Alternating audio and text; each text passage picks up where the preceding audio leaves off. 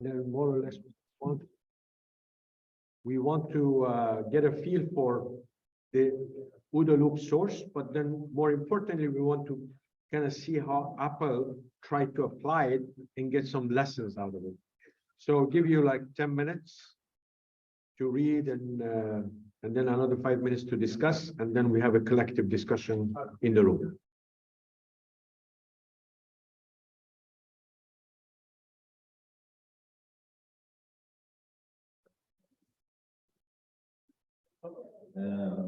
For sure, the order is a systematic and consistent method for obtaining feedback from the customer and acting based on that. So, for sure, as it's implemented in Apple, this channel of collecting data, the online, the physical store, the Genius Bar, etc. And I think it will not work if they stop working with models. It will not be a systematic way of getting the customer feedback. And this is an advantage, competitive advantage of Apple working on this system compared to other handsets that we have today. So then, and then we need to see the orientation phase and said it's very important because you want to orient yourself to this. Wow. We need to go there to get the data, collect data, understand what the customer needs, and based on that, give the recipe. So the orientation, understanding the current situation, the data, the information, the needs, the desire of the customer. Let me tell you, I think that orientation is slightly different than the other things. Orientation means I'm going to just like the non-negotiable circle around the things you want to keep fixed. Orientation means what? Means that I'm not going to look at everything. It's going to be overwhelming. Yes. Orientation means I orient myself to the things that make it direct. Absolutely. And now you're starting to kind of see that there's a connection between orientation, because observing is overwhelming.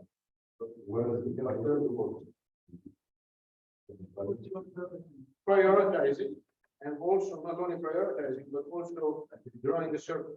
Aggregating.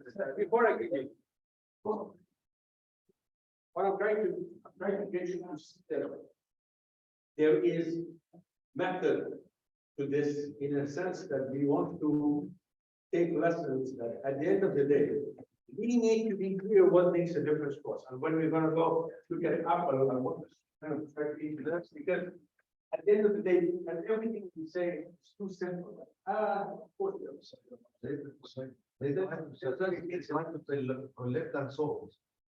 Correct. And solve. Talk. Solve. They are collecting and solving. Oh, yes, exactly. So, yes. So, in a way, but I don't want to put that. I want us to be clear that for us, look what it says. Orient. We have to be internal. The next, discard extraneous noise. Most of you know how many of you are electrical engineers. What is the signal noise ratio? Every signal that comes quiet. So the mission in electrical engineering is increase the signal and reduce the noise. So signal to noise ratio has to go up. And for rest of you non-engineers, all this means is that you need to separate the wheat from the chaff. You know, the wheat is the nice thing, you know, that you make, you know, tabbouleh out of, you know, tabbouleh, right? But the shape you have to throw away because it's not eatable. So in a way, the same concept here applies. So this stuff is not usable for us. So we want to kind of separate the two. And then finally, we want to apply to the decision.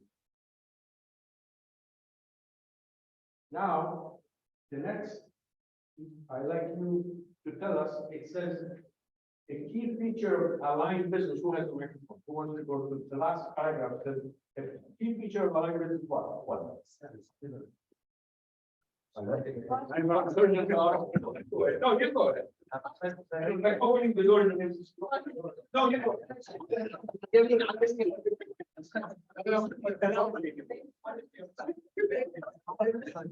East, west, side is the best.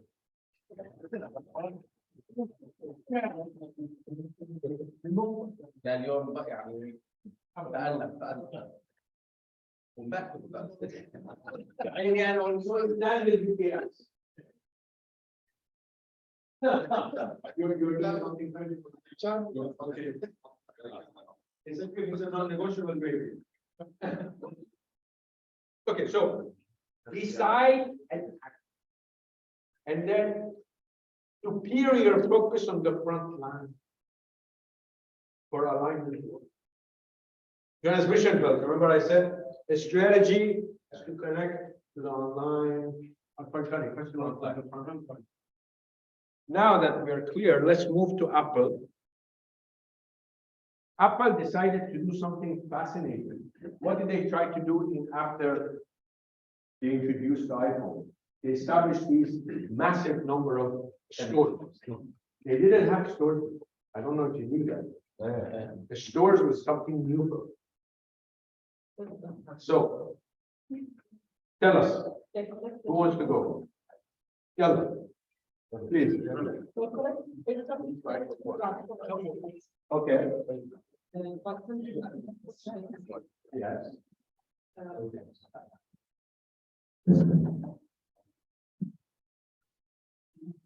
They started sending questions to the customers and listening to the feedback. Okay, so, first of all, which one are you thinking, a Genius Bar or a Net Promoter Score or store level data collection, or just tell us each one a slightly different way of collecting information, right? The first one is collecting the feedback.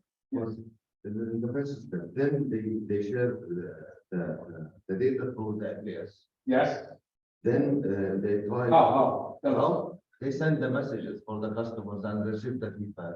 If they have any issues, negative, so the shop manager will take care of this negativity and get the feedback from the customers to the company. Because remember, Net Promoter Score is whether you're gonna recommend it. Yeah. This is very fast. Yeah, recommended score or not recommended. They feel that even if they have any negative feedback, they shall get the response from the customers, then get this feedback to the company.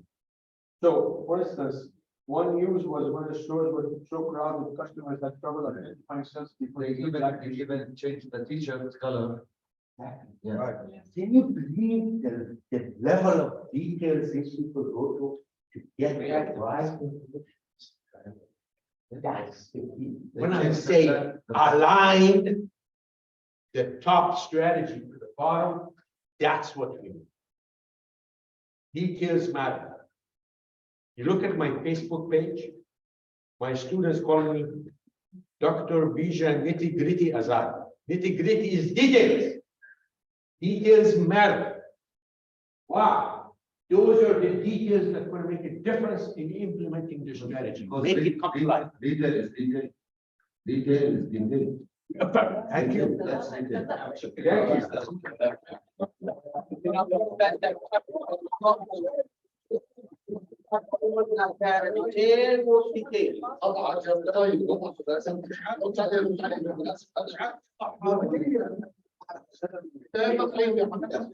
I am glad that we have a lot of converts today. It's quite contagious. First.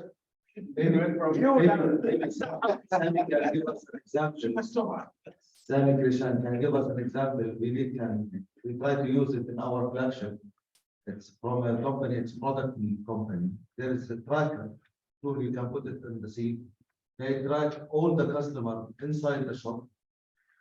Which table for Apple or Samsung for accessories this customer visit and how many minutes stay in that table and if they buy or not and why. And if you go out, why this customer didn't buy from this table? Now, how do you find out why? Why you can't tell from From the customer. from the other app? Yeah. So this is important. In other words, some information can be passively collected, but the rest of the information can't. But bottom line, we want to point this out, and then You see also there are different forms. Every type of information, you can't just rely on one kind of information, multiple types. And then they're all fed back. Now,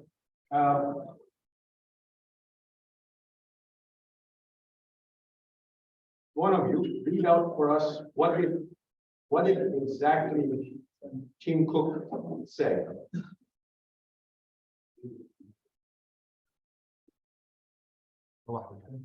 Tim Cook says every Monday, what do? We review the whole.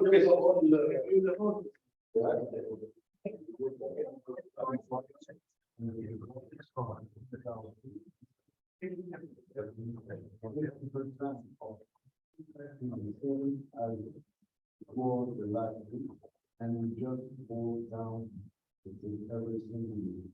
The result was because of the compound information. So remember now, remember in the morning we said, well, you need to be aware that it's not the same, but now you see that this is the way a strategy is implemented. You cannot put in place a strategy and maybe before you knew you had to have feedback, and maybe even you knew that there has to be some form of feedback, but we know now that what gets done on the front line, but we know now what happens at the. It's an equivalent of a dashboard, and they're aware that they must do constant course correction, but 80% stay the same. It's okay. But that doesn't mean you can ignore it. Now, ladies and gentlemen, you have an idea of what it means when we say alignment.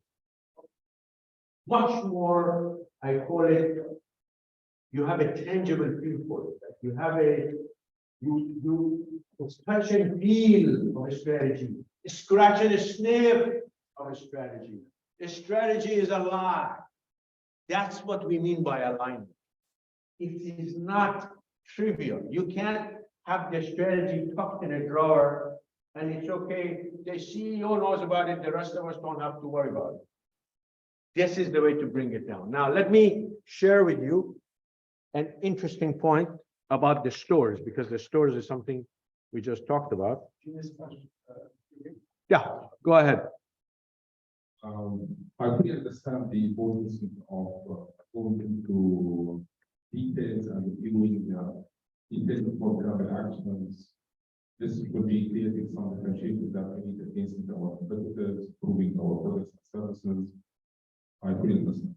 But how could we make, I would say, the right balance between going into the needed details and not scattering, focusing on the big parts of priorities and vision. Because sometimes if we go deeper and deeper, we'll be losing focus on the big gaps, the vision and strategic, I would say, objectives that we need to achieve. So how do we make the right balance between being detailed,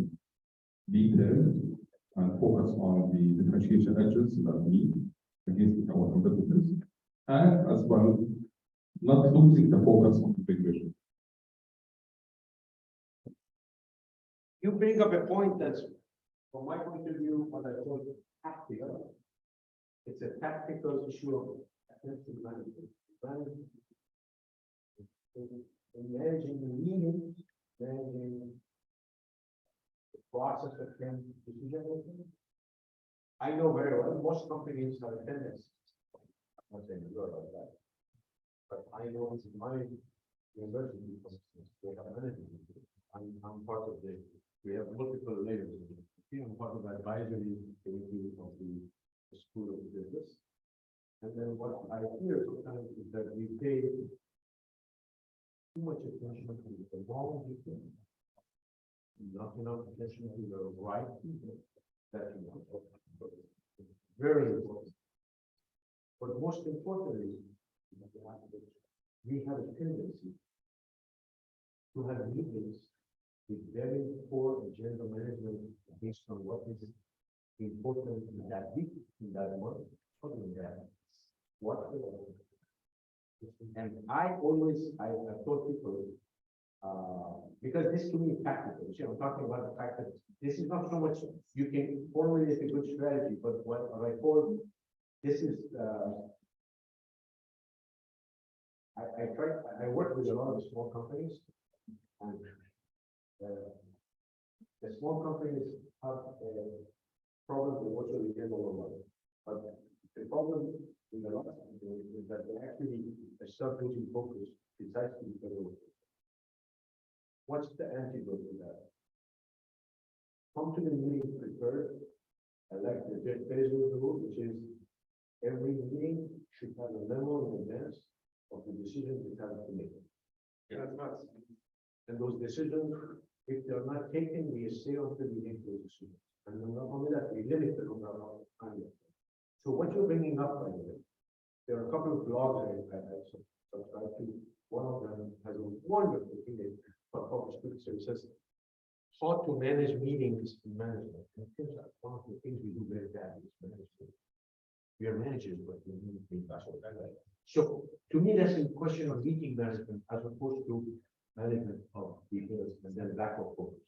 So I suggest it's from a tactical point of view. First, what's the right detail, not the wrong detail? I'm not going to say anything because I will incriminate myself if I talk about my university. So, but that's the, I know that for a fact we will do that. And then in advance, we have no problem. Because I feel like I've been in 2-hour meeting, 3-hour meeting, and the cost of that meeting is about $6,000 to $10,000. When you have the number of people sitting around the table. And then people have no problem spending $10,000. But they have a hard time spending $500, let's say, on a lunch. Because it's a hard cost as opposed to a soft cost, right? And to me, soft costs have to be managed. So I like to say to you that tactical and tempo and rhythm of management is a skill by itself that we have to develop. Maybe next time we will include that when it's designed in skill building. But I do think that most of us are not good at it because most of us assume we are good at it, right? Well, everybody assumes, of course, I'm a good meeting manager. It's like when we sit in a taxi in Lebanon, when you sit in a taxi, people start giving you advice about the medicine you should take, the job you should take. Like everybody is an expert on everything, right? Especially you're a doctor. You're telling me what to take, but it turns out we are not. So we need to kind of take a little bit of training in how to manage this. So you see what I'm trying to make a distinction? That this distinction is very important. Somebody else has another point? Excuse me. I just wanted to ask about the group. Is it kind of a way to validate how the strategy is executed or?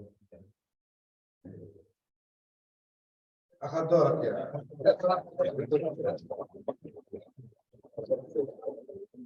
That's great. What it is. So we're closing the loop, right? What we're saying is that we said in the morning that you need, it's a theory. You're a strategy theory. When you deploy it, when you break it down, you know, your Apple, you have this about this is just your, loop about learning, but you have a product, it's a high-end product. Apple iPhone is a very high-end product, right? And then you have made a bet that this will work, but now you put it to test. And then it turns out, by the way, they have to do constant course correction. If you realize they changed the camera setting, they changed the size of the camera, they changed the way they sell things on, on the Apple Store. Wow. Constant course correction precisely because of what you just said. The strategy is a theory until it hits the ground. When it hits the ground, it gets knocked up and we have to correct it based on information with that. Okay, now, Just a question. At the beginning, they talked about the system. It's almost the same. The system is 60 now. Yes. the OODA loop is actually it's the same as Toyota system is a derivative of OODA. Think about it. These are all connected, right? Six Sigma, it's just different interpretations. Now, I like to point out something to you that in the back of the mind, Apple increased headcount in Apple stores humongous. So over time, basically employment went up because of store visits, right? And then what is interesting is that average visitor flow employee declined. Okay, and then if we can, here is an article that was written about this. It turns out that there was this 14-minute interaction, right? That was taking place. And this was up from 9 minutes 5 years ago. So, right? So what this says is that one of the key factors, if this relationship more or less for us is important, we want to make sure this is a pleasurable experience the visitors have. And if it's not pleasurable, it would decline. And that, by the way, is a direct input into what? Buying the product. You go, remember, this product they introduced because of the, touch screen and the apps, and then various other things, you're taking a picture. It's all very, very what? Show me thing, rather than I just go buy online. And then that way they realize that this is going to make a difference. So again, the whole thing is, how do you operationalize all the things you have in mind about your strategy, bring them down on the front line, and then you tie them back.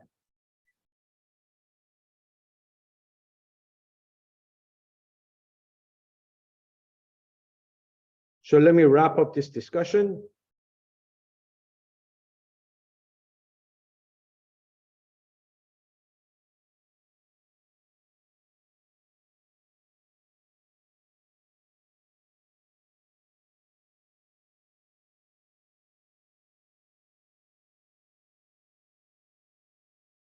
Okay, a little more cliff notes, because this discussion always comes up. How do we distinguish between differentiators, non-negotiables, especially because sometimes it gets confusing. What's my differentiators versus my non-negotiables?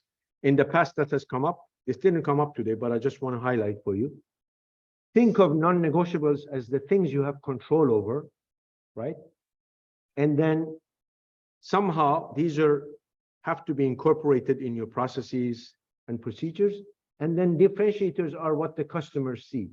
So that's another way of thinking about this. And then what happens is that your robust learning system ties them together. In a way, you're creating this virtuous cycle, right? You have the non-negotiables and the differentiators, and this becomes a virtuous cycle over time. Okay. Now,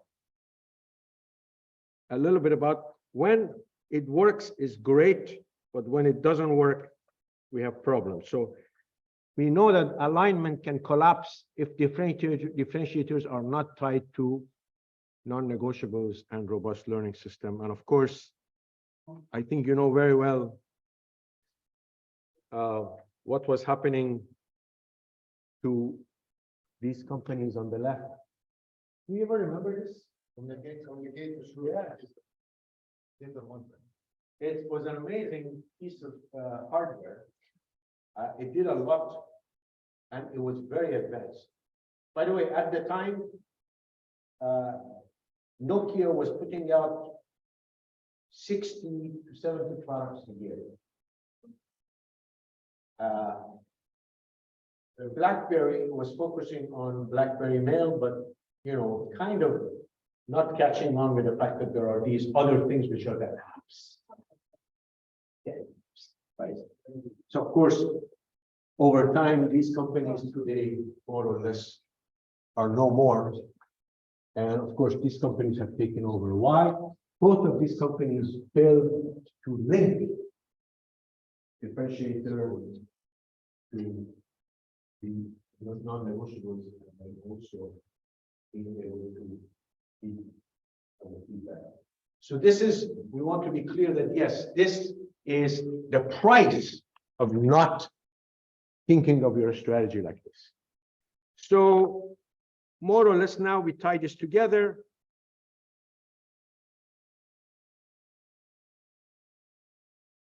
So non-negotiables are in the middle because it's the glue that holds everything together. And then we have the fact that robust learning system more or less is the feedback loop. So now we have kind of put this whole picture together. We are ready to move to another topic. Any questions before I move on? Yeah. That's a great question. We don't want to, so basically there is no hard and fast rule.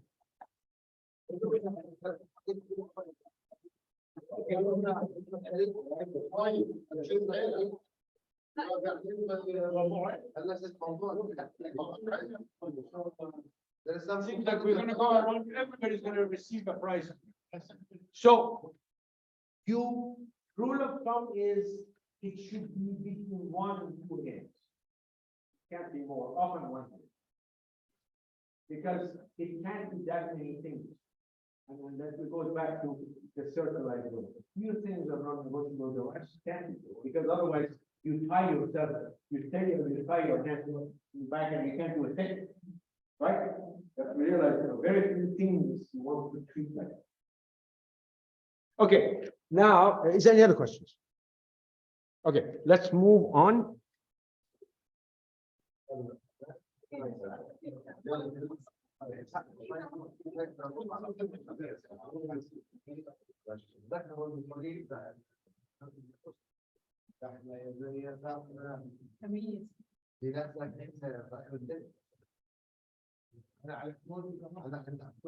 So I'm gonna now move on to realignment. We talked about realignment, now we're gonna move to realignment, and we're gonna see what is everything we have, we are offering solutions to pains or to problems. So alignment was basically how a strategy should not go without being connected to the problem. Now we're seeing that, well, there is another thing that happens we call drift. And then we're going to focus on how drift happens, but particularly we want to have a solution. And then these are the solutions that we will focus on. So this is also otherwise known the Alexander problem. It's called Alexander the Great. You know, Alexander conquered too fast, too far. I love history. What can I say? So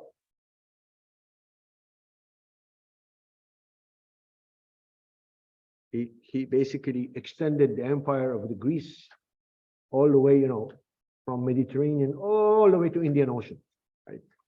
Okay, now let's ask ourselves.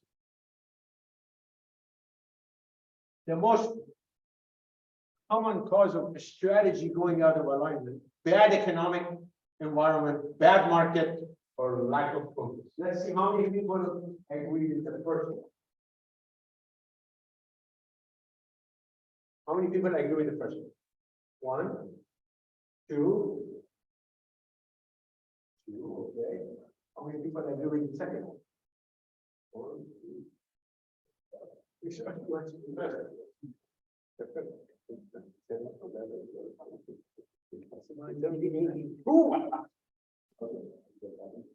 Yeah, definitely that adds to more than 20.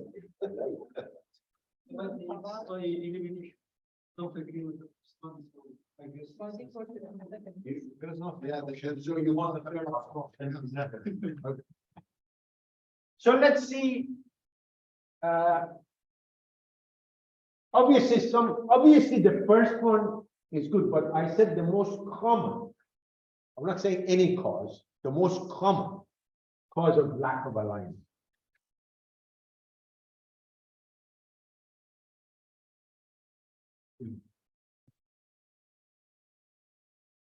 So let's consider these two companies around 1980s, Nike and Reebok. These two companies more or less were in similar positioning in 1980.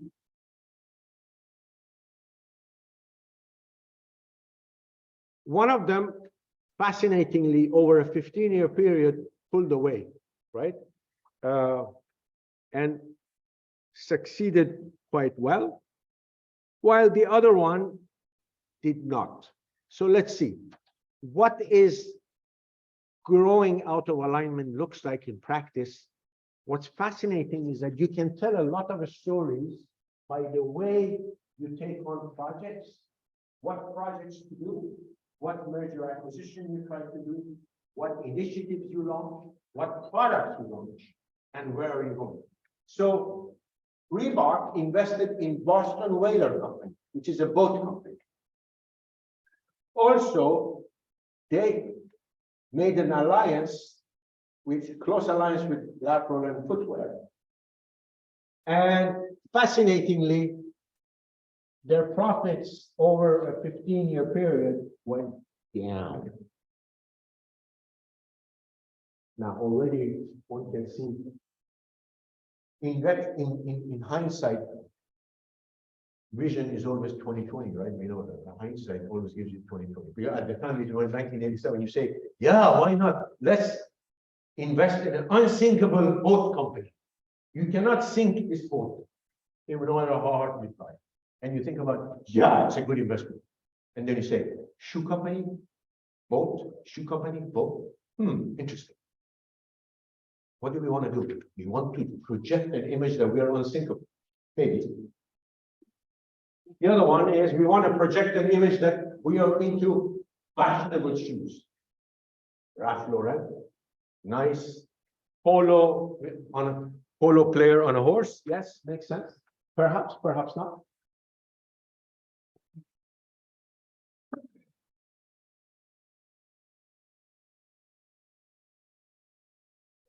Nike. Profit. 1987, 164, very close to the other guys, actually less. 2004, 1.1 billion. Doing something right. Running shoes, basketball shoes, football shoes, golf shoes. More. Segmentation. Segmentation. Segmentation, but in a way, we have to figure out what it is. And often companies start losing focus. Why? For a variety of reasons, but I highlight to you. There is something going on here we want to learn from, and there is something going on there we want to not do.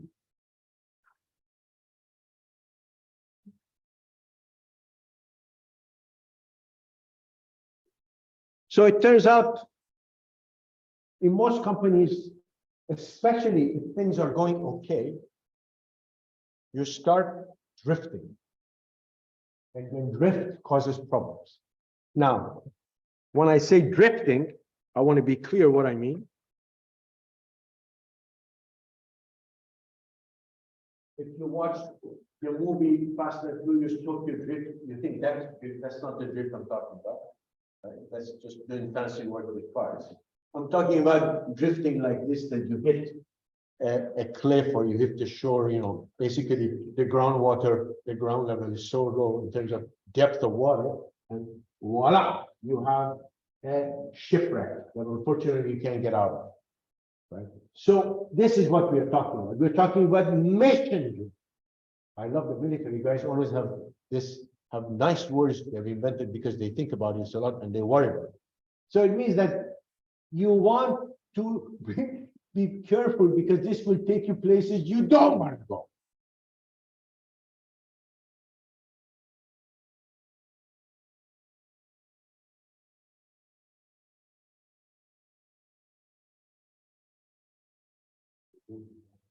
One of the problems one of the problems we have with business is that in business we don't have rumble strips. What are rumble strips? Rumble strips are these things they put at the side of the highway. We have few places in the Middle East. I haven't driven in Jordan myself often, but I don't know if you have them. You don't have them.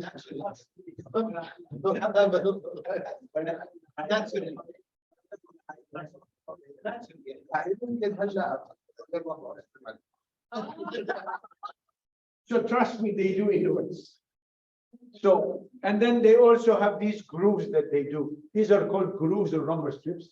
And the notion of rumble strip is they applied along the direction of travel, following an age of center to alert the drivers when they drift from their path. This one we have. So you're driving and you're kind of happily driving, suddenly your eyes start, the horizon is very monotonous and you start drifting off and then you suddenly you wake up because the rumble strip takes you off. It turns out, my friends, in business, we don't have rumble strips.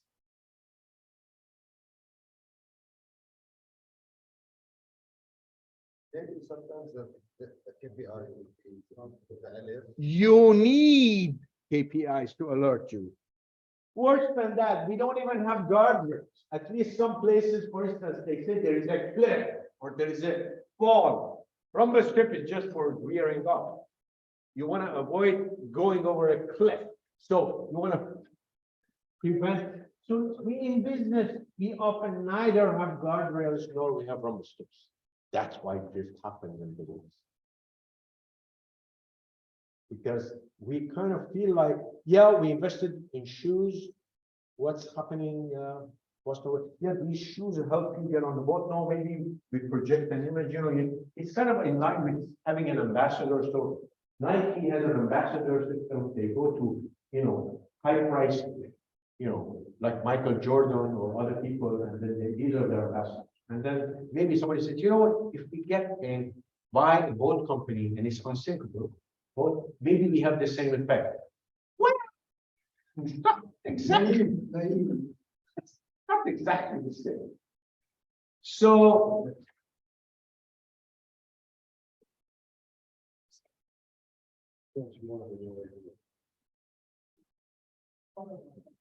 Those things together cause you to have poor focus, cause you to stretch yourself too thin with doing things that are unrelated, and then results in having bad, what we call unit economics. Your cost per unit of activity is not in line with what you want to be competitively perceived at in the market.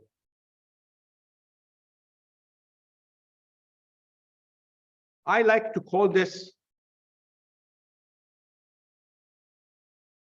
in business growth, you start having attention deficiency syndrome. You know where you heard that? ADD. Like ADD is very, very common these days, right? You know, a lot of people are supposed to have it, but I feel like business growth causes you to drift, which causes low synergy, reduction of value, low focus, and it becomes a downward style. Yeah. Yes, it's equivalent to it. On purpose, I didn't say ADHD.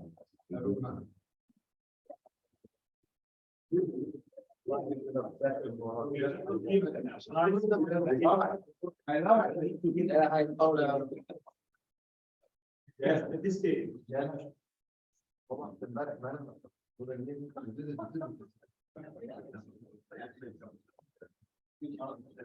Now we know that what we want to do,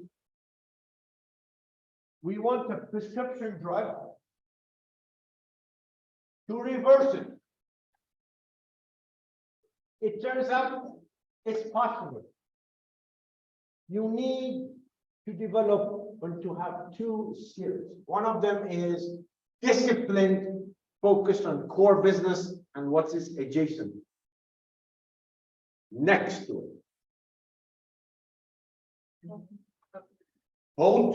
Buying boats is totally far away. Going from running shoes to basketball shoes is not bad. So make kind of sense. Or even going from regular, running shoes to designer shoes, maybe okay, maybe not, but remains to be seen. The other thing is customer focus. We want to understand our behavior of our customers better.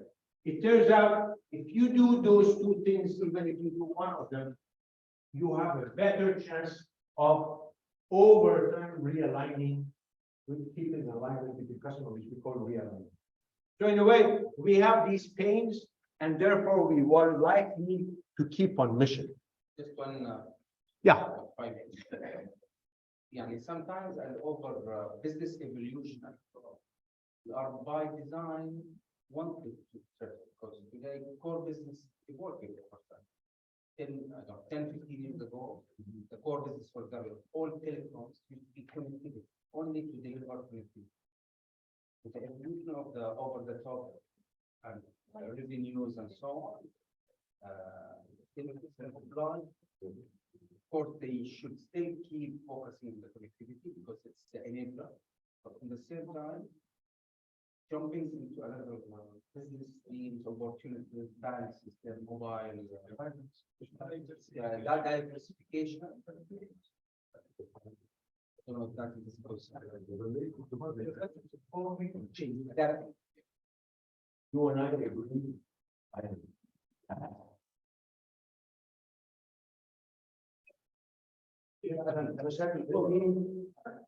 The thing about the short-term, plans, like, but when you just define that you have intent, you have extensive growth. You acquire customers, you lay down the infrastructure, now. It turns out you have exhausted extensive growth. Now you have to turn into intensive growth. Intensive growth is what? Figuring out what are some of your strengths. And what is the adjacency to that strength that can be incorporated. So you articulated exactly what should be going on. If you have exhausted extensive growth. At the end of the day, how many customers we can add?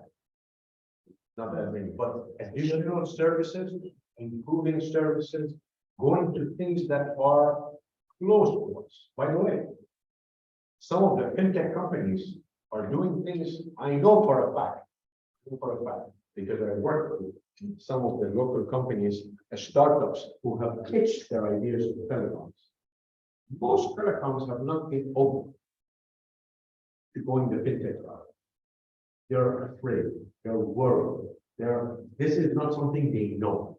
They know about infrastructure, they know how to lend, they know how to manage. Banks, finance. But it turns out aspects of this provide synergy. The question is how. And I think that's what you're pointing about. In other words, you want to be judicious about this. You want to be selective. You want to be clear what works, what doesn't work. But remember, I don't define drift as other business. I define drift as unrelated and no synergy. There is no synergy between a boat company and a shoe company. I don't care how you argue that.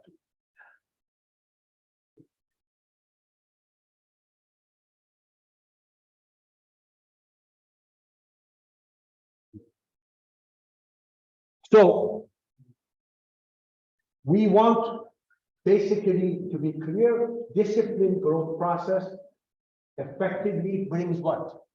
Discipline. Discipline means two things. Means an area that is of area of knowledge. The second meaning of discipline is what? Control. You know why you say you want to discipline your kids? That's controlling their behavior. But discipline, another meaning is that there is an area of knowledge. We need the discipline of management, discipline of health, discipline of control, etc. So what we want to be clear, that's important. And then the other thing is that customer behavior based on insight. It turns out a lot of us are not always exploiting customer behavior the way we should. By the way, the reason these fintechs pitch to telecom is because they say you have these customers.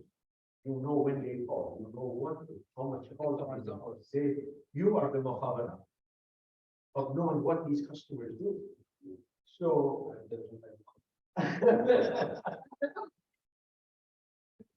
so, and then in a way that other people will kill for such information, and you have it, you're sitting on it.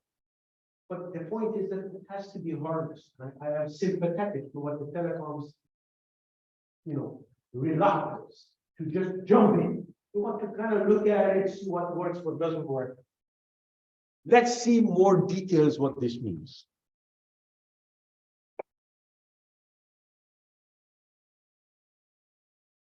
So examples are 4 things that bring discipline when you grow. Are you building on learning curve? Are you looking to reduce complexity? Is your speed adequate and fit for the market? And do you have a strategic clarity in the company?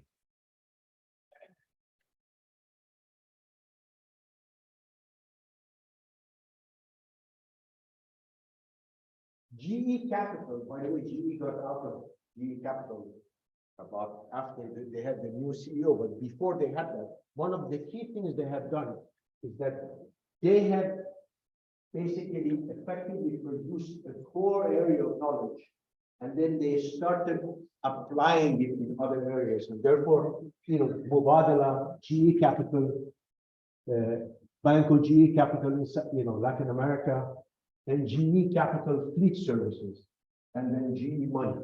So more or less, you see that there is potential here that can easily be harnessed. Second, it's reduce complexity.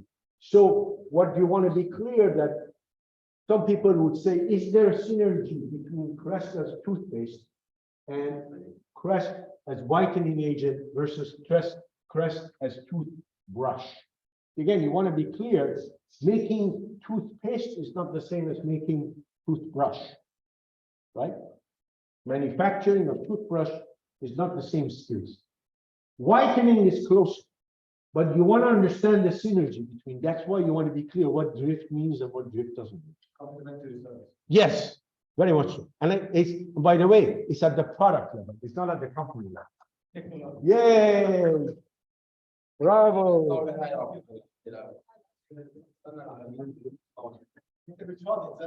So, in a way, this resulted basically in $200 additional million a year for Procter and Gamble when they started introducing this.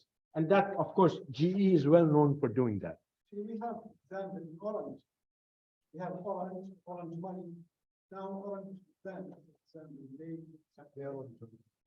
So you actually are starting to put this together that in a way maybe you're practicing it yourself. And I want to actually go back to that. So it's nice to see examples that actually you're practicing this.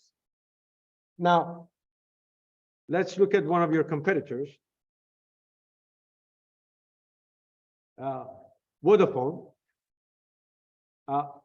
What Vodafone did was that more or less they wanted to come up with a repeatable formula by being able to operate in multiple jurisdictions, right? Now, how do you do that? Basically, they developed an approach how to basically evaluate and acquire regional operators. And in a way, for them, that acquisition formula became one of the areas that they practiced very, very clearly, and they were able to succeed in some markets when they were practicing it well, and of course, not succeeding in other markets. Bottom line, what we want to always be clear that the speed of doing the acquisition was key. For them, this algorithm became part of their realignment over time. You noticed I stayed away from mentioning orange. Nike is a good example of being very clear about their strategy. If you talk to the CEO, they know what the strategy is. If you talk to the doorman, you know what the strategy is. And then all of this brings it together. It's like we used to talk about this in terms of NASA. People used to say, how did NASA put a man on the moon or a woman on the moon in the 1960s?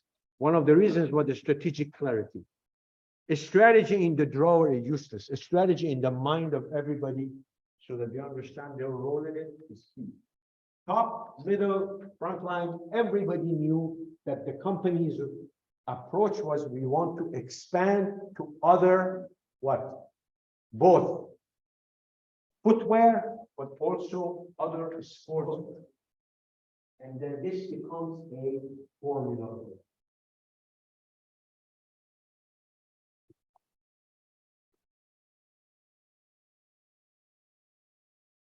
So before we do our fourth case, I'm going to ask you a question, and then let's see after we go to the case, what is your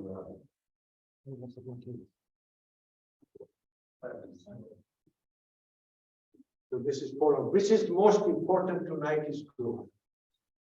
One, signing big name ambassador athletes like Michael Jordan versus two, establishing a standard sequence and discipline for growth. So let me ask you, who votes for number one? One, two for both. 2, 3, 4, 5, 6, okay.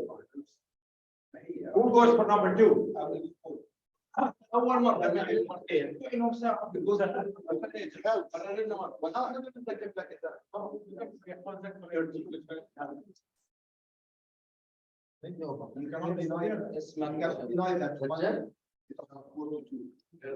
Well, what I say is most. جائزة 100. Always, you see, it's, I think actually, I'm always going to be straight.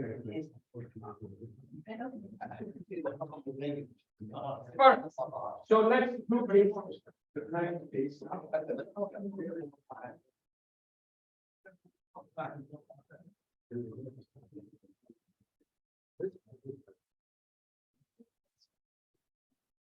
It's the national.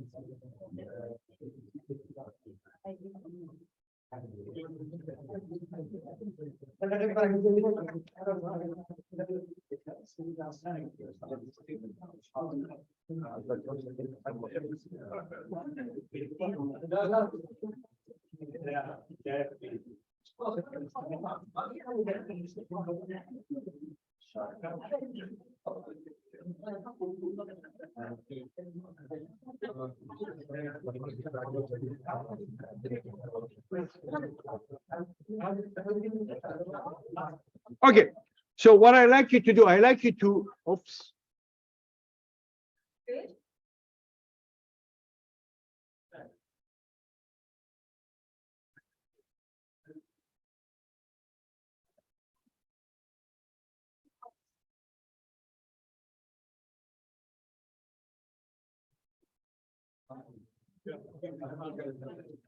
Okay. You want to take a break? Absolutely. So, but let's make it a short break. Yes. Let's make it 10 minutes. 10 minutes, okay? So it's not 2:58, this is back here.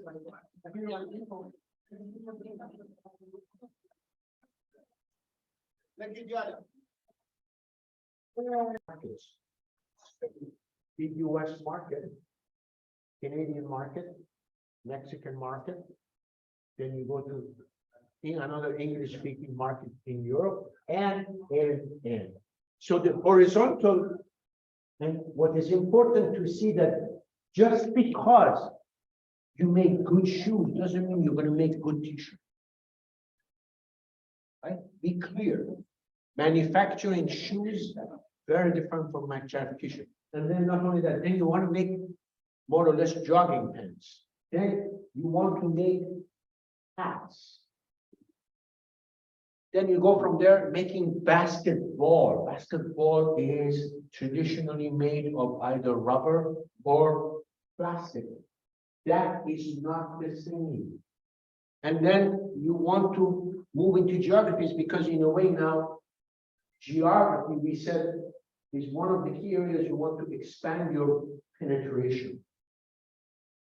Basketball is next. You will start by Michael Jordan as an endorsement. The guy at the time is up and coming. At the time he signed, by the way, neither Nike was not as famous as he was. And in fact, this is what made Nike and Michael Jordan a golden couple. Then you went to soft. Then you went to hard. And then you went to geography. And then football, by the way, football shoes with cleats. You know, one of the things that are at the bottom of your shoe. Very different. And then you have to be more or less clear. Again, soft goods, the jerseys for football, the pants for the shin guards. Remember, these are not the same. You may think this is football. So what is football? That doesn't, not the same people make it, right? And then you go to geographies. And then you start going to volleyball, right? Then you start going to biking and soccer, and then you go to golf. And it turns out golf was one of the most riskiest investments they made. Now I want to come back to ask the question we started this morning. Do you think it was a sure thing when they went to basketball that they would win? See, now we're coming back. Making strategy choices is all about developing an idea that, okay, you think you can win based on in the competencies you have, but now you have to put your money where your mouth is. You have to work on these things to make them work. And then it turns out for golf, there were a lot of little players, no big players dominated. And it was considered very risky because people very particular about what they did, particularly what mattered for them was soft goods and hard goods. And it turns out that golf balls, the irons, and then all of these were very risky decisions for them. But they decided to do one by one and then go for it. So now I want us to go back to see that what is somebody else other than Yas, he told us. Tell me. Just one comment, as well. I think maybe the spots, Quadrant exhibits the use case. But from what you just said, and the understanding of the business model of Nike, I think they were trying to address new segments, but rather than exploring new markets, rather than exploring new unrelated inside ventures. For example, the golf people are the high-end, we said, medium high-end, for example. Okay, the runners, they could be low-end to medium distance. So they were understanding maturity that they have to divest the selection of their outside segments from one side. They were trying to have the right products for the right customers in the right time as well. So for this, they were heading up the competitors rather than diversing the markets and the products, which will not be ending up with the right growth strategy. Agreed. Agreed. In other words, you're not only, I have to say, these strategies could be reinforcing, but I'm treating them as separate. So you want to be clear that just because we treat them separately doesn't mean you don't work together. But disciplined growth is kind of different than understanding the customers better and identifying new segments. Thank you for raising that, but I just want to come back to the pattern. So what's the first thing? Somebody read that. Nike took a while to develop that. That wasn't, they weren't born. Which means what? What's the lesson for us? Sorry? They put a strategy and then it was. Yes, and they learn. And then it means that what for us, what we want to learn from this is that discipline growth based on a strategy realignment is like a muscle. You develop it over time. You know, muscle, when you practice, it develops better. Over time, you may have no muscle at the beginning. I may be able to run a 4-kilometer marathon at the beginning. It's a mini marathon, tiny, because the real one is 40 kilometers. But then by the time I finish, you know, I can run 40 kilometers. So it's concept of muscle. Second is what? Replicate. Now that you have a pattern, can you take this and replicate it? Remember, just because you were successful in soccer doesn't mean you will be successful for volleyball. Then you not only that, now you have no expertise. And then you start understanding what you said, yes, about usage pattern of customers. And then finally, you kind of translate these together and, you know, marry them together. So you start learning, you reduce the complexity, you increase the speed, and you emphasize polarity of the strategy, which is key, by the way. If a strategy cannot be understood, it's no good. No good. Yes, Is this the same great repeatable model like this? Okay. absolutely. Yes, It's the same authors, but yes, same model. So. it's not the same model, it's the same authors. This is their complementary to what they said, because that focuses on one business. This is now multiple businesses. Exactly right, brother. It's the same authors, it's from Bain Company. Oh, sorry.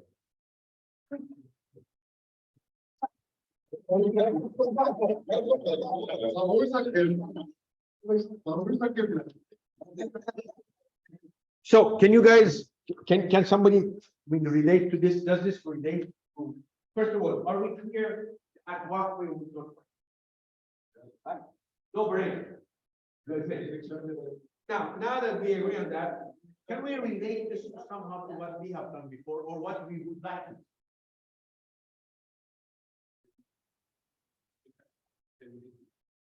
I want to know, from history, think about what you have experienced in the past. Can it somehow be related to this in the company or outside of it?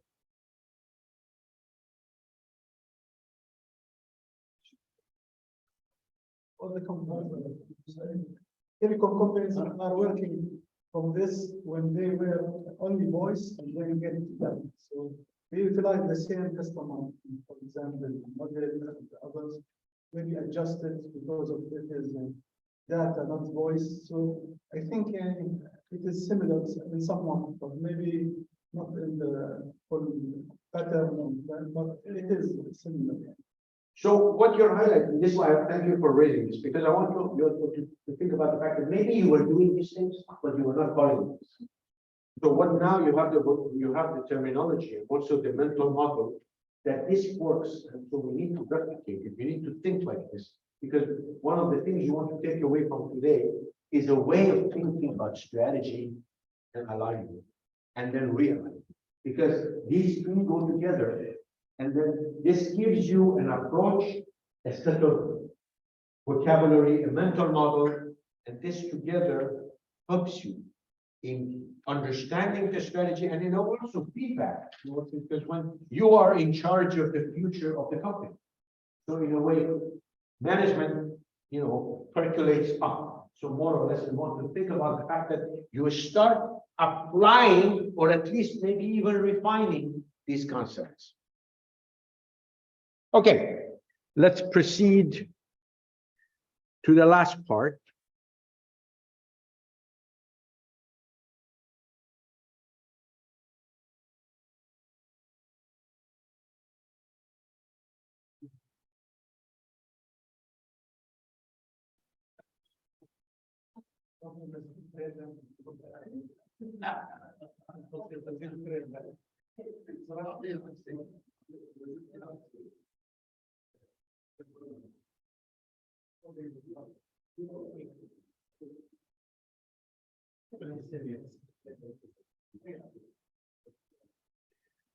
So I'm not going to talk about this. We already talked about this, more or less, these are the lessons. We maintained realignment, and then they built this over time. And basically, this is a skill that's built over time. Now let's talk about the second part of the realignment, which is about a laser sharp focus on customers and what that entails. That should say behavior, not behavior. Sorry about the misspelling. Okay, it turns out, and by the way, bits and pieces of this has already come up. The other way we can really maintain alignment and engage in realignment is that we have a laser sharp focus on our customers. How can we do that? We better segment, and you already said companies already doing that. But more importantly, how can we grow a share of the wallet of the customer? Maybe we get this much of the, maybe we need to get this much of it. Maybe we need to get this much of it. Value-added services. Value-added services and ways that more or less we haven't thought. And then sometimes you can even get more closer to customers by finding out if you have large account customers. You have to figure out their plans. In other words, big accounts. If we get our hands on their strategic plans, by the way, I focus on strategic plan. That's what it is. They want to expand in a certain area. This will be for us a way to get a hand of that. So let's see examples. Classic examples of these are Dell has started resegmenting its customers. Products used to be PCs, customers used to be home, but then we started resegmenting them into business, government, and these are all PCs. But then, for instance, in business, we have large enterprises, we have the small and medium enterprises. In government, the people in education use computing differently. In government, they rely on generic government, they rely on more, let's say, enterprise function. In healthcare, security and privacy is important. In law enforcement, rugged application is more important. Look, you have to have laptops that more or less are rugged, and because they have to sit in police cars. In healthcare, we need to make sure that they're mobile and more or less fit on in roving stations. So now we start seeing that, okay, by segmenting, we start having greater access to customers. So you start seeing this as a source of expansion in adjacencies that perhaps you were not aware of. Of course, our friends in Coca-Cola or Pepsi-Cola have been very famous at that. I'm always bewildered when I walk into that section of the supermarket and I start seeing variety of Diet Coke, Diet Coke Plus, Diet Coke Cherry, Diet Coke, citrus, Diet Coke, etc., etc. Now, I want to focus on the growing share of the wallet, where more or less you sell related products, because this to me something most of us want to be focused on. To customers you already know intimately, or at least you want to go know more intimately. I know it sounds funny, because basically what I'm promoting is that you should become mukhabarat vis-a-vis your customers. But that actually works, whether you like it or not. So this enables. So originally, the way American Express used to work. American Express used to work by, it's a charge card, it's not a credit card, right? You have to pay the balance at the end of the day. Of course, they started moving into gold card, then platinum card, then black card. Black card is, you know what black card is?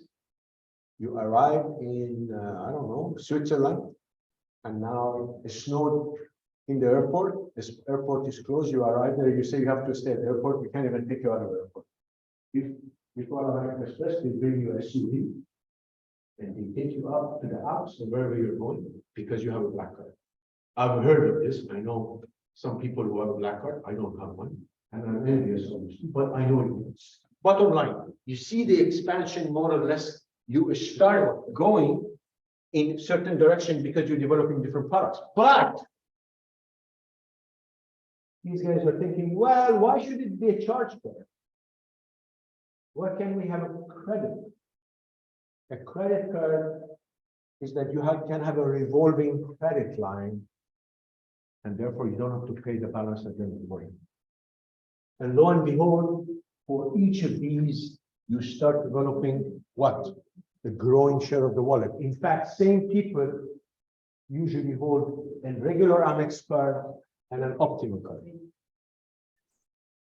This is the essence of growing share of the wallet conceptually. But let's see how it works in practice when I'm going to show you the American Express card case. But let's also think about what happens when you know about the plans of your customers. This guy at Corning started finding out about what Apple had in mind, and Apple started going into iPhones because the touch screen was something that they were focusing on, but also touchscreen in a way that's more robust, so tough touchscreen. This alliance was absolutely essential for Corning to grow in this environment, because Corning was making tough glass, but not for this use. Now that you know the plans of your customer, you literally are hugging them and kissing them. You know everything they do, right? I don't mean literally. Right? So that means that another way for you to basically tackle this, what I call laser sharp focus, is this. So now that we have all of this, let us now ask my last question of the day. Most crucial elements of Amex aligned growth is these are all card businesses. That's why they're successful. But the B, there is customer intimacy, which is more important. That's what I'm asking. How many people think A is more important? One. Okay. How many people think B is important? Wow, 9 of you are politicians. You don't want to take a position, you want to alienate somebody. You have a future in politics.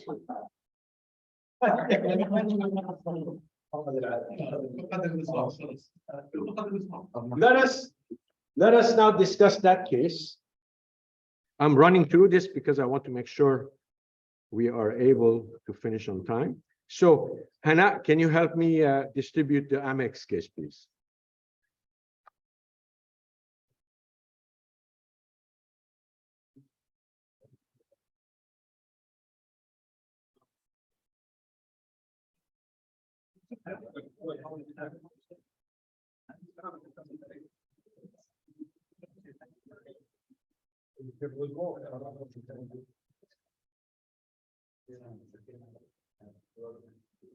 So let's now move to fix the money.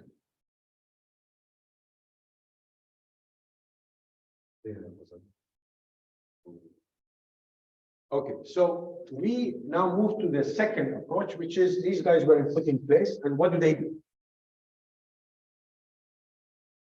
Harvey Gula, Ken, Renault. They copied another company.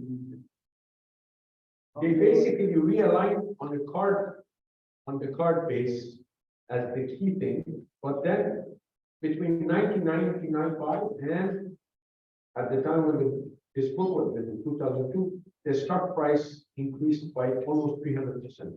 300% is sizable, right? But anyway, that's not a small change.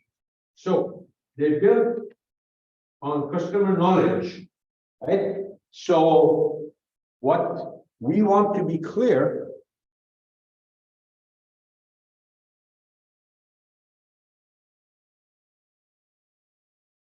customer knowledge is key here.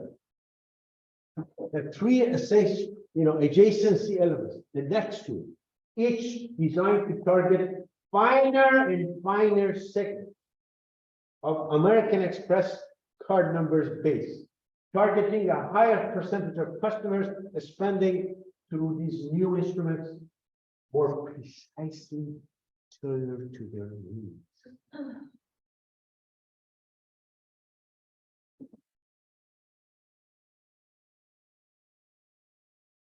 Want that to sink in, right? So first, increase the number of card products, right? And then second, you kind of go for additional things, spending limits, budget management, corporate card that allows you to do expense management, etc. etc. etc. So basically what we see now in a series of moves, right? Company introduced Optima card, a standalone revolving credit card, Delta Skylines card, family of offerings by card. So the way this is partnership. Remember, people fly and charge, it's win-win.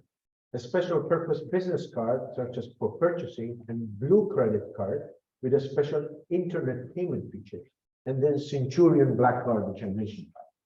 So now, more or less, it effectively expands the way you get into customers' share of wallet. Now,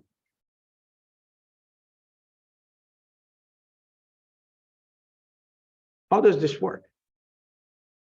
It says, if a cardholder loses his or her card, you see these are additional services that are registered. Telephone, American Express for replacement card, the phone operator and background message all make the customer aware that with a small fee, it is possible to purchase various insurance products and be a member. You see how targeted this is? This is surgical advertising, right? You go laser sharp because you know at that time these people are vulnerable. They feel like they lost their card and now this is the time to get them because they will pay. And then, of course, you have a registry and so on and so forth. You see, when you think about it, should you have a credit card registry that registers other credit cards? You are American Express, but this is the way to get revenue. And this is recurring revenue. Because this, you both this as part of the annual fee, and then you're golden. This became a repeatable process.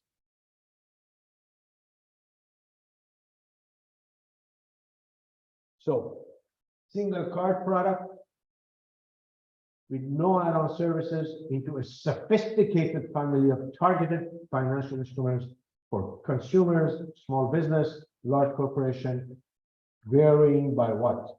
Interest rate, terms, credit limit, associated services, and reward program. And of course, from this 11-year period or 8-year period, the revenue expansion is significant, profit is significant, and then this is what we call share of the wallet. For us, the lesson out of this is it's customer intimacy. I know these customers, I can figure out a lot about them. And then by figuring out a lot about them, I can start developing additional services. So, what resonates with you out of this? Any of this from your experience? Is this anything you can more or less think about? Wow, yeah, this could work for us. Have points in the company, like point system. Reward system, so whenever a customer have to increase the points and utilize it in other services, maybe targeted offers.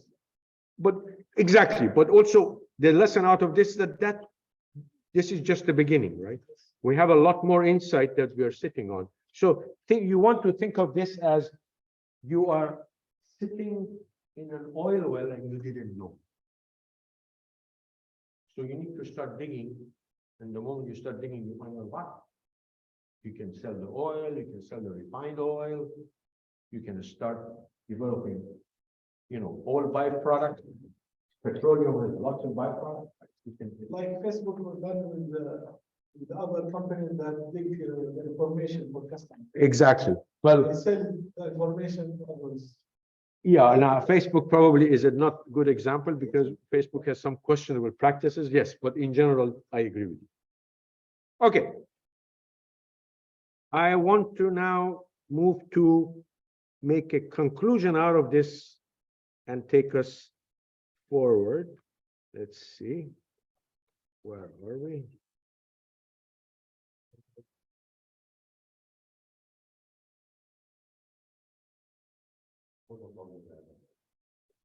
What is showing? Is this showing on the screen? Let's see what's showing. There it is.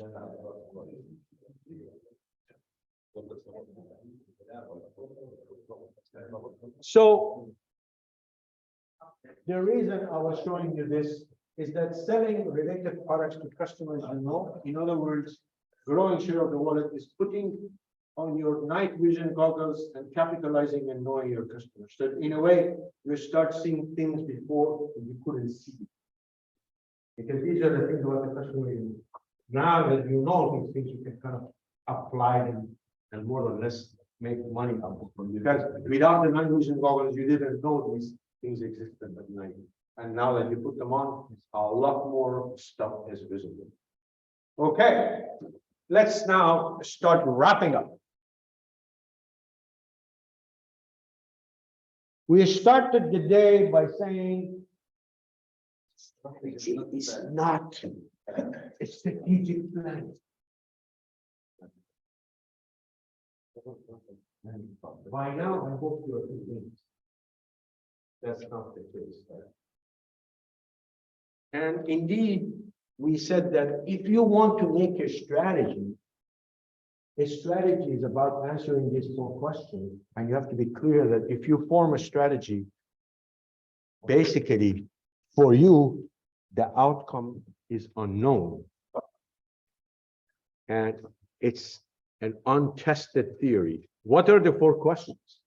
What is the breeding aspiration? Where will we play? Which market? How will we actually know we have won? And what are the capabilities that we have to put in place to make that happen?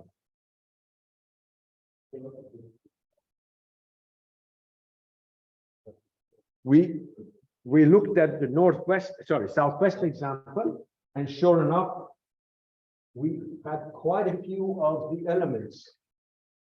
Southwest started looking at short-haul, point-to-point flights, fleet consisting of 737s, high-frequency flights low, and resulted in low fares.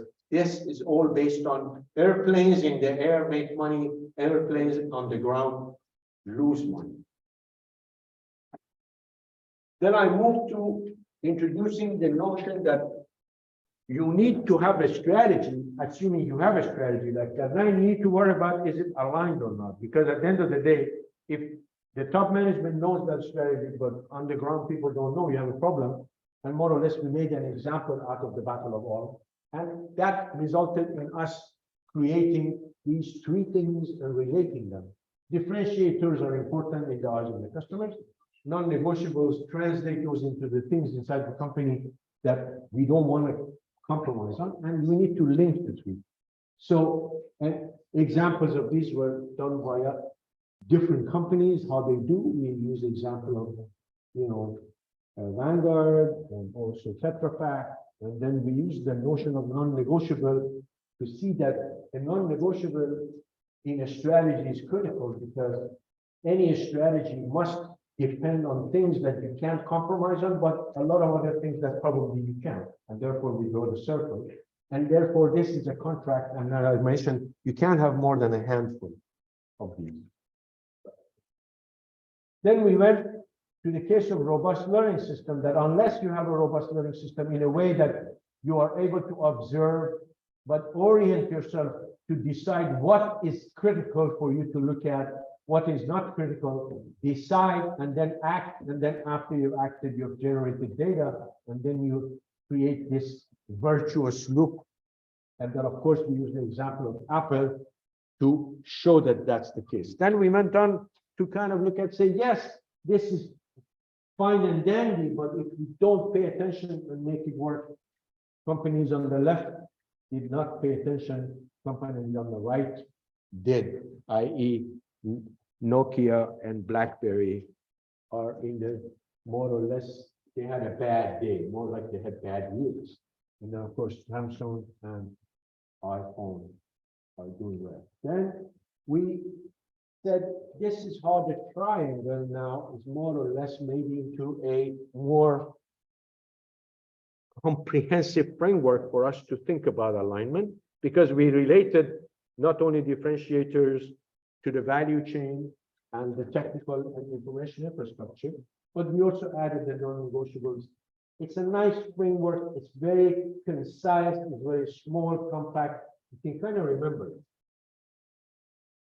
Then we went and looked at the fact that over time, companies exhibit drift, a la exactly what happened to Alexander, where he started conquering these countries and all the way, and then he basically, the empire collapsed because he went too far, too fast.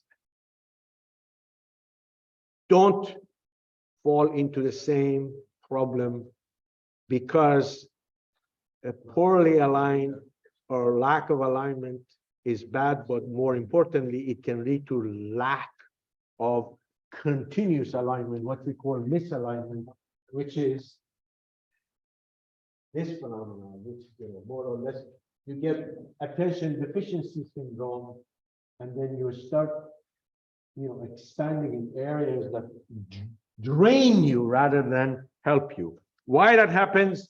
Because you don't have things to keep you in check. And be careful, you can become too fat and happy, and therefore you don't care. We don't want to do that. We want to be nimble. We want to be entrepreneurial. Then we went on to the fact that what are the antidotes or medicine to make this avoidance? So we need to focus on realignment via the disciplined growth process. And disciplined growth process, it basically the 4 elements that we talked about, which are learning curve effects, reduced complexity, speed, and strategic clarity, which we basically saw the way Nike broke that down and did it systematically. And by the way, we realized that this is not something Nike had, they developed over time. Then we saw the case of Amex and how they more or less look at this notion of customer understanding in a way that you have to put a laser sharp focus and know that you know these customers, but you don't know them well enough. And therefore, by getting to know them well enough, you are able to keep alignment, but perhaps realigning, as indeed in one of the cases that they had lost their alignment. Now that we have done that, I like to stop here, and I like you to go around the tables, and I want you to tell me what is the one thing you learned today or you found useful. And should we start from this end? You want to go from that end? I don't mind. That's no problem. Yalla, go ahead. One side is the differentiation between the strategy and the or strategic plan. Yes, I like it. We realize that there is a big difference between the strategy and the strategic plan.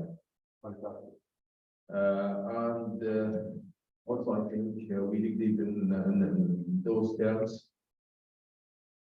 And for the exercises that we have for the cases, it is focused on the stress on the strategy and strategy.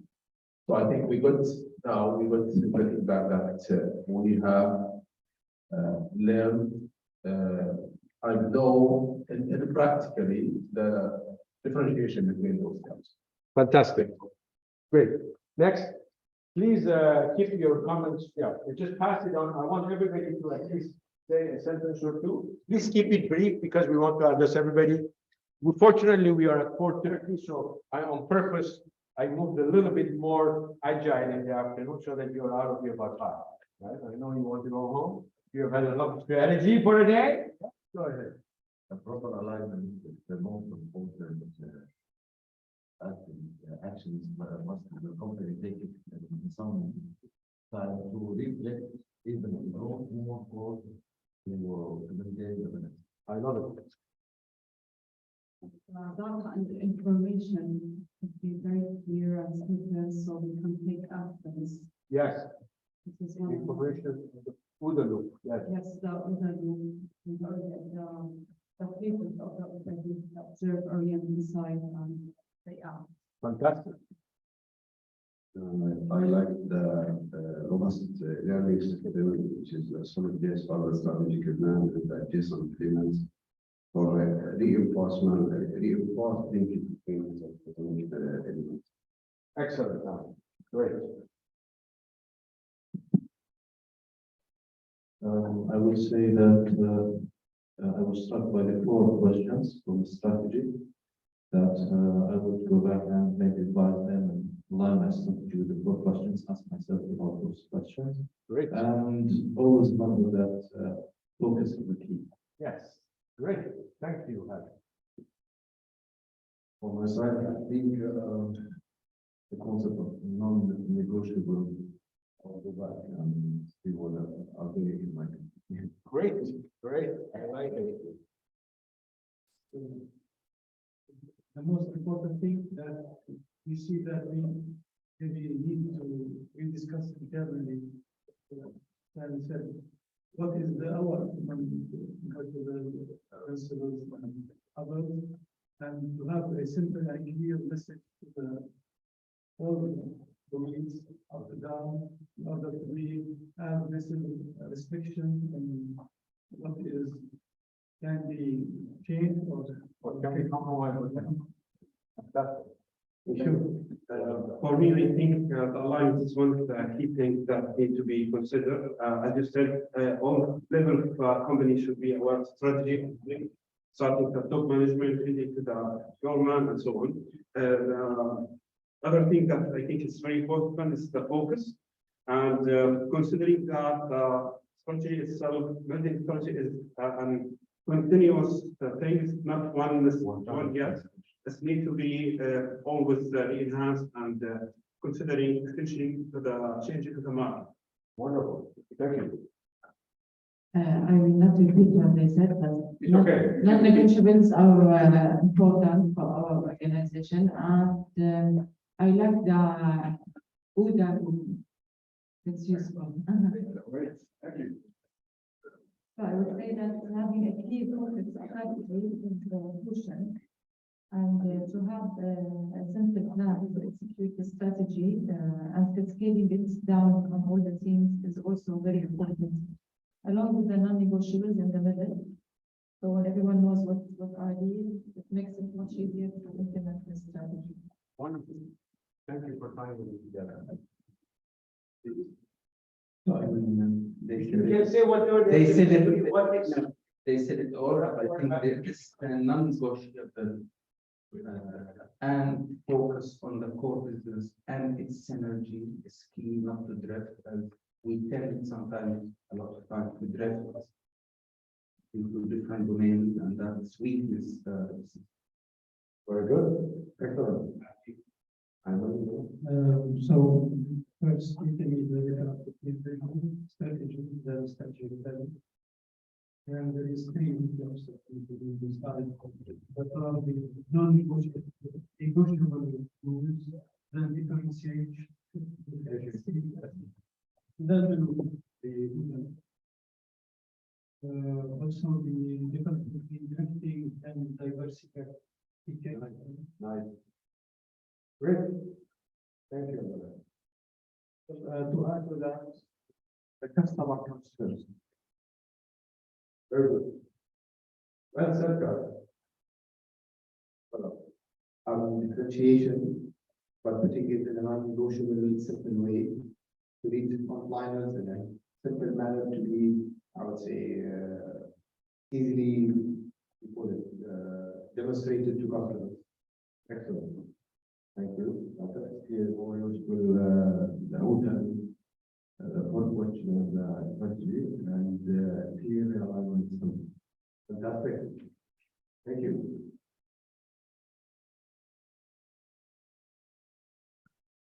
Thank you, Dr. Azad. Actually, planning and strategy, answering all the questions, plus focus the key, and of course, from every with simple measures, feedback, etc. Plus all the principles which is there and decide and act. Very good. Thank you. Thank you. Yeah.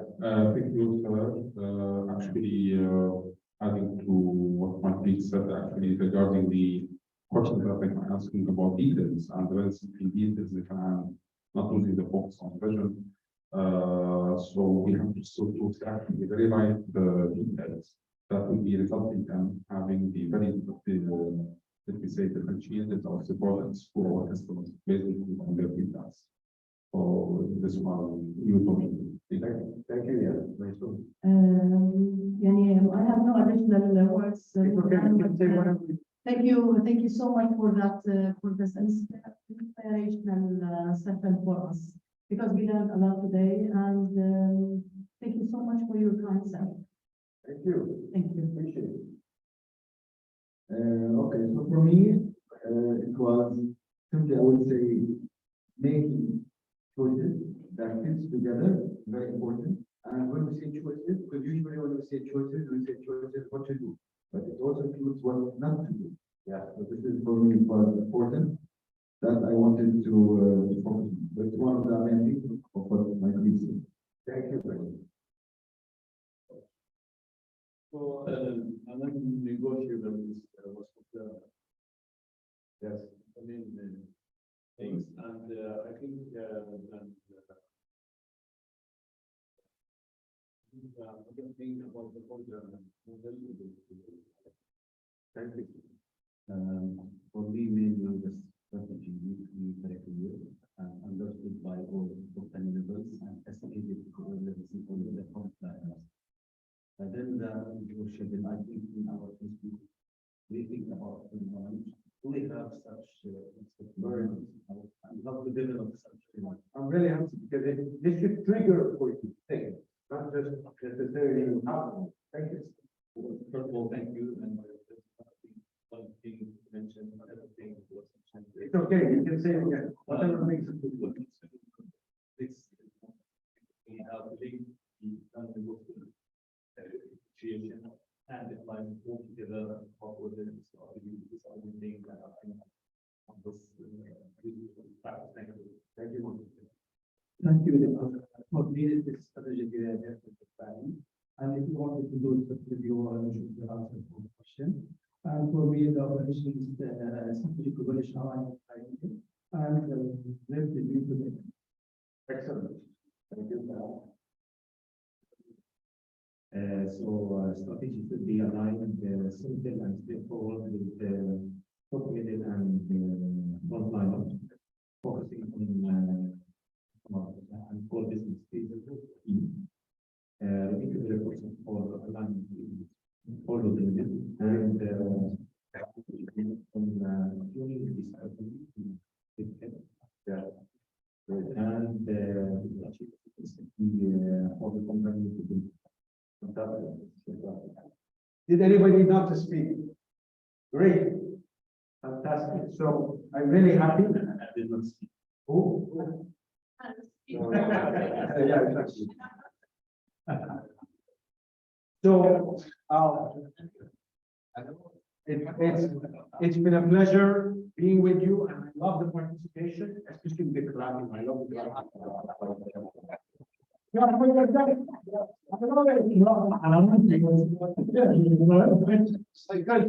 shows, it's the level of engagement that I like. You were here, you are learning.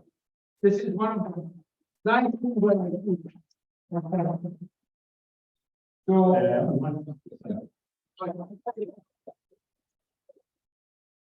I'm going to give